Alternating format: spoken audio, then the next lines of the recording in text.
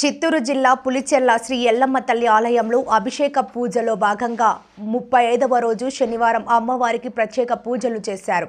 ఆలయంలో ఉదయం అమ్మవారికి అభిషేకం నిర్వహించి ప్రత్యేకంగా అలంకరించారు. అనంతరం అర్చనలు పూజలు జరిపి నైవేద్యం సమర్పించి మహా మంగళహారతి గావించారు. భక్తాదులకు తీర్థ ప్రసాదాలు అందించారు. ఉభయదారులుగా 6వ దామోదర్ రెడ్డి అమృత దంపతులు వ్యవహరించారు. అర్చకులు గణేష్ దీక్షితులు పూజా కార్యక్రమాలు నిర్వహించారు. ఆలయ ధర్మకర్త గోటూరి మురళీమోహన్ రెడ్డి భక్తులు పాల్గొన్నారు.